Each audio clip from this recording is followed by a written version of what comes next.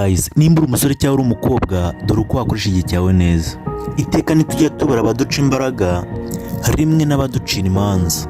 My friend, umva aya magambo kandi nkeka ko azakugirira umumaro. Rimwe na rimwe nujya uba wicaye mu rugo cyangwa se uri kugenda mu nzira, ntukite ku bitagufite umumaro.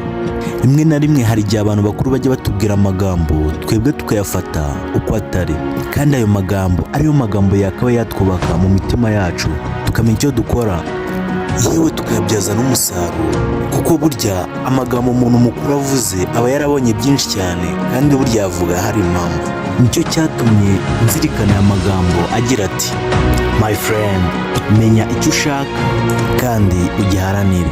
Jya unoza ibyo ukora, ntukorere ku jisho kandi ntukorere gushima.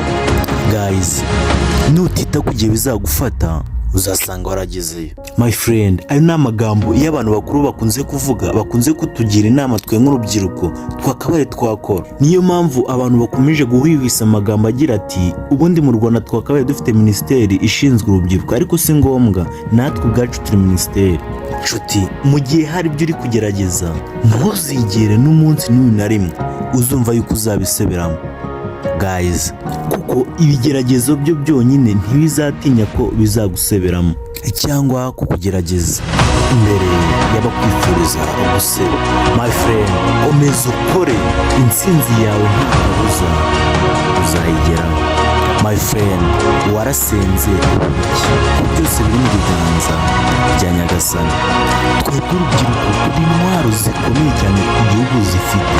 Rero icyo dukora nk'uko igihugu gikomeje kutugaragariza urukundo rudufitiye, twakabaye twaza mu ba mbere natwe tukakigaragariza imbaraga zatwo tuzifitiye. My friend, nkeka ko ibyo bintu turamuka tubikoze nta kabuza icyo dushaka tuzakigeraho, kandi nkeka ko umuntu wese utuye iyi si aba afite icyo yandikiwe n'icyo agomba gukora.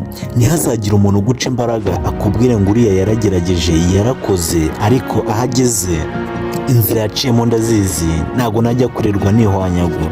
My friend, burya ubuzima bugoye cyangwa se akazi k'imbaraga kagoye, abantu bakuru bakunze kuvuga yuko ariko kaguhesha keza. Umuntu arifata akubaka inyubako imwe ebyiri eshatu, mwariganye mwarakuranye muri karitsiye, mwarasangiye akabisi n'agahiye, cyangwa se yarajyaga kuguza igiceri cya 50 agiye kugura bike cyangwa se ikayi. My friend, nujya ujya gukora ikintu cyangwa ujya gutekereza ikintu, jya ubanza urebe icyo kintu mbere y'uko ugikora, imbaraga bizagufata n'igihe bizagufata, kandi ujya ukora ikintu uzirikana neza yuko intumbero yawe ari ugutsinda. Iteka nujya ahantu, nukora ikintu, nuvuga ikintu, jya uharanira gutsinda, jya uharanira kurangiza. Biragoye kubona inshuti nziza muri iyi si ishobora kuba yakwicaza ku ntebe cyangwa ahandi hantu ikaba yakugira inama. Cyane cyane njye nibanda ku rubyiruko, kuko urubyiruko dufite imbaraga. Urubyiruko rw'igihugu dushaka ko ari ahantu tuzava tukagira n'aho tugera, kuko generation tugezemo niyo gukora tutitaye ku baduca imbaraga. Ni rimwe na rimwe umuntu azakora ikintu agira ngo ashimwe na bosi, kandi nyamara arizo nshingano ziwe. Niyo mpamvu ujya wumva umuntu mukuru avuze ngo ubujiji ni inshuti y'ubukene. My friend, kanguka mu mutwe, ibyishimo bigurwa birica. Niyo mpamvu ngewe ikintu cyose nshobora kuba nakora, nutagishyira imbere ya Nyagasani, bizakugora cyane kuba cyagira aho kiva ngo kigire aho kigera. Uko ukoresha imbaraga zawe mu byo ukora muri business yawe, ni nako uba ugomba kuzishyira mu gusaba Imana uvuga ngo izabigufashemo, plani zawe zizagere aho wifuza. Niyo mpamvu rimwe na rimwe njya nkora ikintu nkavuga nti, ibyo nakora byose ntacyo nzaba ubwo ngoswe n'Uwiteka. My friend, jya ugerageza, uhangane, ukore, intego yawe ari iyo gutsinda. Nshuti yanjye, biragoye uyu munsi, ariko ejo ni ubuhamya. Niyo mpamvu ujya kumva umuntu aravuze ngo iyo utazi amerekezo y'umuyaga urinda gukina n'urusenda. Guys, twareka ibintu biduhuza mu gutegura ejo hacu hazaza, tugakora ibizatugirira umumaro ejo hacu hazaza, hazagirira umumaro umuryango wacu, tukirinda ibishuko, tukirinda abatujyana mu bintu bitari ngombwa. Erega buriya amahirwe tugira ni uko tubana n'Umuremyi mu byo dukora byose mu buzima bwacu bwa buri munsi. Burya ibyo tutabonesha amaso nibyo byinshi kuko Nyagasani aba yabiturinze. Niyo mpamvu natwe tuba tugomba gukora ayo mahirwe tukayabyaza umusaruro. Inshuti yanjye, kora ikintu ugikunze, umva ugishaka. Burya ikintu ushyizeho umutima kirakunda bro. Ni rimwe abantu batazishimira ibintu ukora, ariko rimwe na rimwe ufite kujya ubabwira ko hari igihe kizagera nk'umunsi umwe bakazasobanukirwa ibyo warurimo. Nuramuka ubikoze ubikunze, ukabikorerana umuhate, ukirengagiza ibyo byose nkubwiye, nta kabuza nta kizakubuza gutsinda. My friend, erega bro, umuntu nakubwira ngo burya nta mugisha uyoba, koko nta mugisha uyoba. Twe twagize amahirwe, turi bazima, tubayeho ku isi.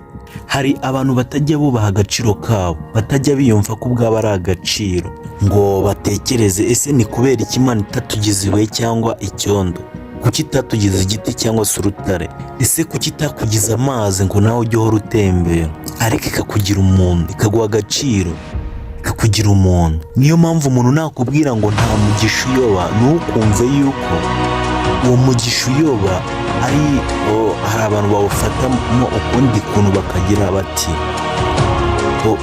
kanaka yabonye amafaranga yarakize, nta mugisha uyoba, wari umugisha wiwe. Natwe ubwacu dufite umugisha, kuba tubayeho muri iyi si ni umugisha ukomeye cyane dufite, ni amahirwe menshi cyane dufite, twakabaye tubyaza umusaruro. Guys, nutumva aya magambo ngo ugire icyo uyabyaza, nutabyaza umusaruro, mu gihe ubwawe utabashe kumva ibintu umuntu ashobora kuba yavuga ngo ube wabibyazamo umusaruro. Guys, mu gihe udafashe icyerekezo, mu gihe udafashe icyemezo, uzatakaza icyerekezo. Inshuti yanjye, ngewe wari ukiri kukubwira, ni Dr Singa TV nk'ibisanzwe. Abantu duhurira kuri TikTok, Facebook ni Dr Singa TV. Kuri YouTube kora like, share and comment, ukore subscribe, ukore kunzogera, ubundi kura mu mutwe ahandi hazimenya. Ciao ciao.